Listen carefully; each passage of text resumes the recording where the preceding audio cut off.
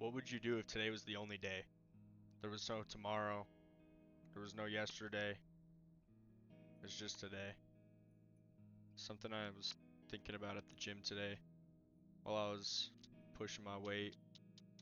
I was thinking about like something that didn't matter, right? I was thinking about just some just whatever, right? And I realized, why am I not thinking about right now?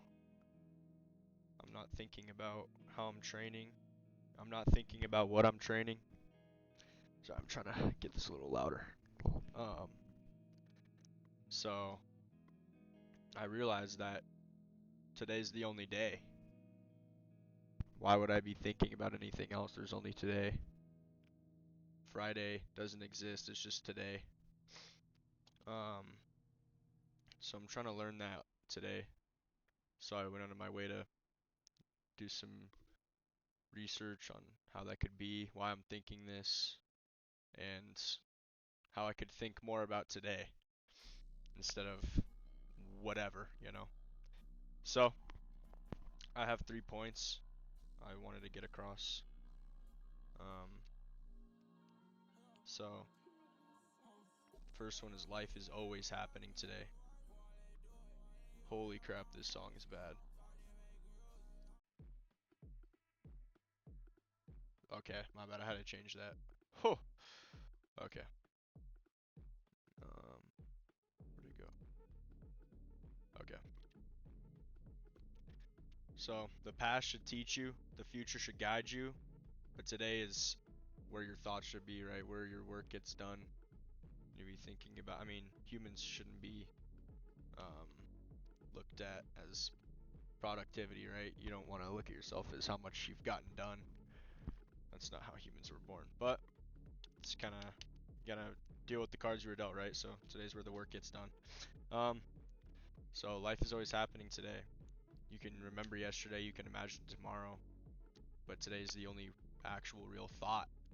Um, every conversation, every workout, every act of courage, every act of kindness, every smile you give that person walking down the street, whatever, it won't happen tomorrow, and it didn't happen yesterday. So you need to make the most of it today and be thinking about it today. Um, from one of the books I'm reading, Meditations by Marcus Aurelius, he wrote, "No man loses any other life than which he now lives." So this is kind of is a little confusing, right? So no man loses any other life than which he now lives. So we think we are losing ourselves to time, watching years go by, but we lose life one distractible day at a time, one distracted day at a time. Every day is life. You are life. And we use so many things to keep us distracted from the beautiful life we live, right? Okay, so Seneca, I don't know if you know who he is. He's known as Seneca the Younger. He was a famous Roman Stoic philosopher, and he wrote essays and letters on ethics. He said, "We don't receive a short life, but we make it a short one." I had to think about this one for a little bit. Um, so life is not too short to plan out, you know. It is that life becomes short when you postpone living. That's how I just determined what that meant, right? So life becomes short when we postpone living. I love that. Um, I don't know. That's how I see it when every day goes by. You're thinking about, you're not thinking about living. You're thinking about the past, the future. You're thinking about your problems. You're not thinking about living. You're not thinking about, we're just too smart, right? You need to take a step back and just focus on living. living in the present moment, of course. All right. So, life is always happening today.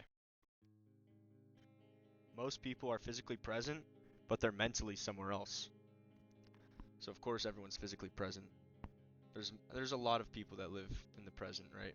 Mainly, I remember when I was a kid, I was always living in the present moment, right? I was never thinking about what essay I needed to write, or I wasn't writing essays at the time, but what homework I had, or if my teacher was mad at me, whatever, right? I'm thinking about if my friend's gonna go to school with me in the next 30 minutes, like walk to school with me, or when I get home, is he gonna be able to play? Or I'm walking into the house and I'm wondering what my mom's cooking for dinner, or if my brother is going to be in a good mood enough to play Minecraft. Okay, those were the days, right? It's just because there were no worries, there were no problems. You didn't really have anything to worry about. We're not grown-ups or whatever, and that's what made us live in the present moment. But let's talk more about that. So, a well-known experience sample study, they found that people were thinking about something other than what they were currently doing almost as often as they were focused on the activity itself. And that mind wandering was generally associated with lower happiness. I mean, I see myself doing this all the time. I'm at work or I'm at the gym, just like I was talking about, right? We're thinking about something other than what we're currently doing, and it's just a second nature to us because we're so. I mean, usually what we're doing is something we don't have to mainly think about, like work or the gym, because we're. I mean, you should be doing those things every day, right? So it's already a habit of yours. You don't have to think about it, okay? So, what do I think about that? So, your life is not bad. You are simply never mentally there to experience it. People, they eat while watching, right? They're consuming stuff while they watch, while some even while they train in the gym, even while they work. When I'm at work, uh, I am I do these things too, right? Everyone does these. That's what I'm trying to say. But when I'm at work, I'm imagining escaping. I'm not working. I'm not thinking about how grateful I am to be working. I mean, I really try to. But of course, those thoughts are going to come in where I'm trying to think about how to get out of there, you know? Thinking about how my life could be different doing something else. And that's important also, but it's just funny that while we work, we're imagining escaping. And while we're spending good moments, we're worrying about when they will end, you know? So, I thought being present means having no thoughts at first, but I've developed that it means recognizing when your mind has left and deliberately returning it. I tend to do this a lot. I see myself thinking about things that don't matter, like family, friends, um, where I'm at in my trading, or where I'm at with um, my rent, anything, right? Or my bills. And I always need to return it back to right now, okay? Like I am at work with people that I care about, right? People that I can influence and I can talk to. I can make their whole entire day, right? I mean, I can even learn new skills at work, even though I don't have to. There's so many more things you could be doing, but spending time thinking about nothing, nothing real. Um, so that was my second point, just talking about how we're physically there, but mentally somewhere else. And my third point is going to be talking about the subconscious mind. It's very, I mean, obviously I have no clue. I like I didn't take any psychology classes in high school, so that's why I'm trying to make these videos now to educate myself on how to just live life and not fall behind with thinking about nothing, right? Or using habits like smoking, scrolling, eating to take my mind off of living. So, the subconscious is not magic, it's your automatic programming. Scientifically putting it, it's more accurate to talk about non-conscious, so it's like non-conscious and the automatic processes that you choose, or that's destined. So it's more than one just mysterious subconscious, right? Many of the judgments you make, the reactions you make, the emotional reactions, the behaviors, they can occur without um, deliberating awareness, right? Deliberate awareness. Sorry. Um, so while practice actions become faster and require less conscious effort. Hmm. What does that mean? So,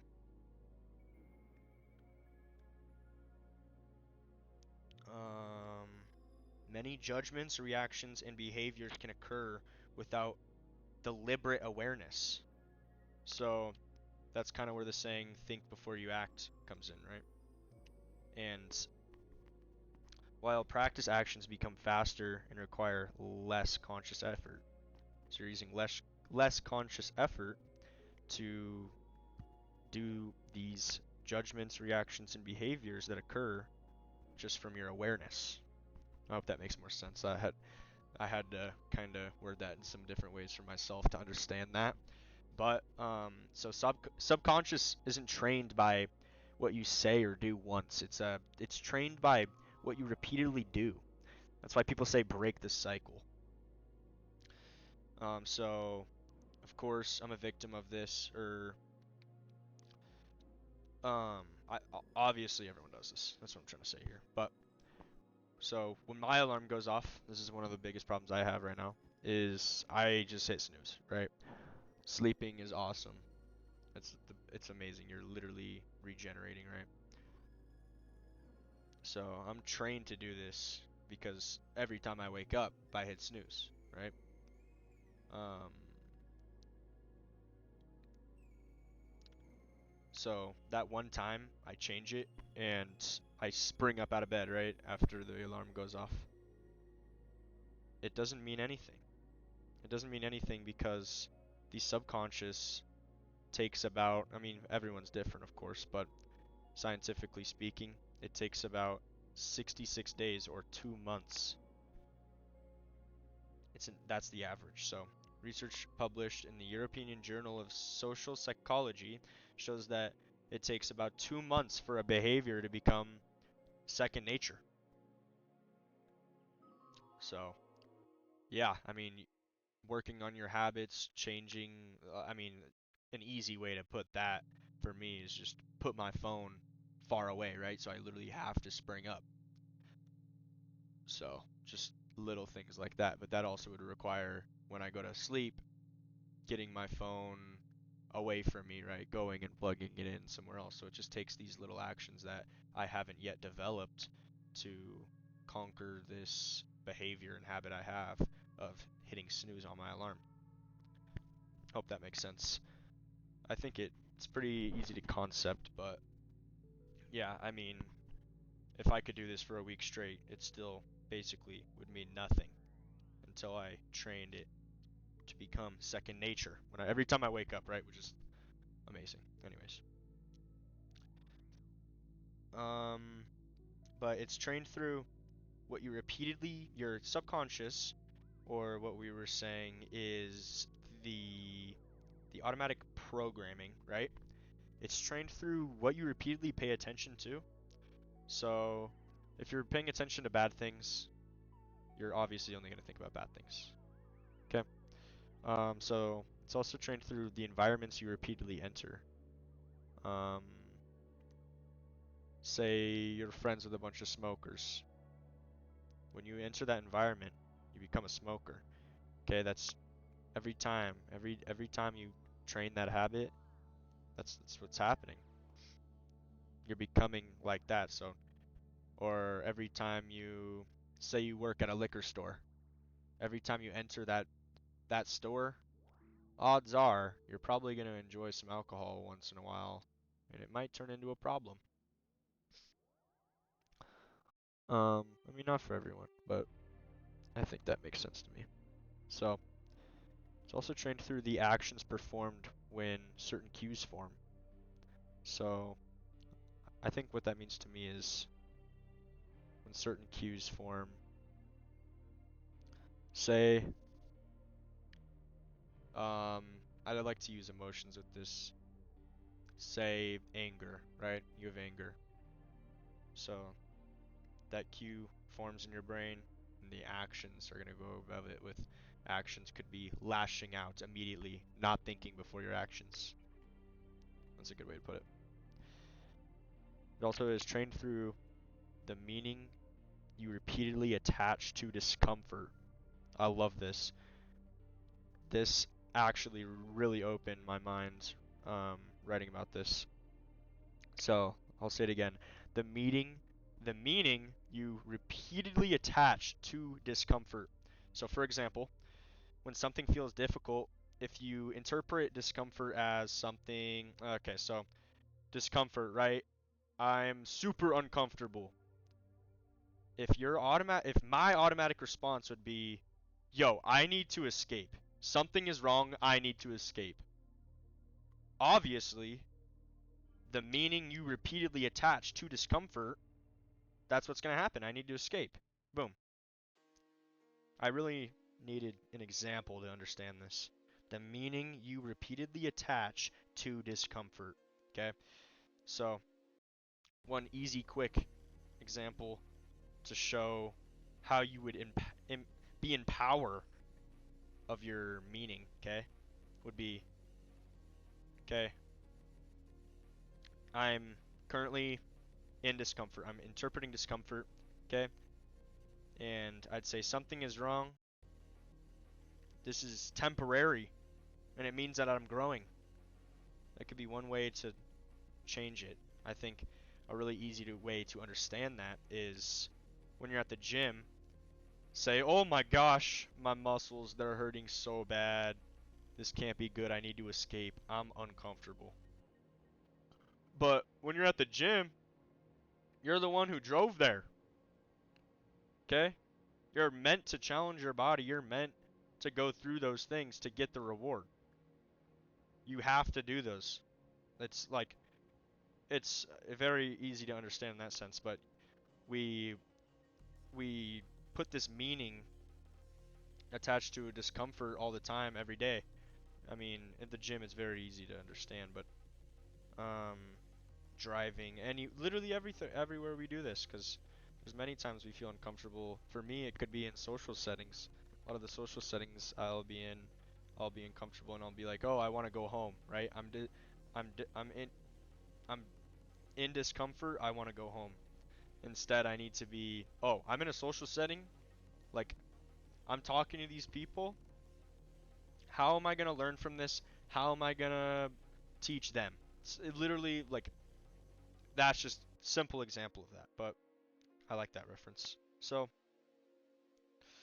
when the alarm goes off and you repeatedly stand up, immediately that response turns into automatic.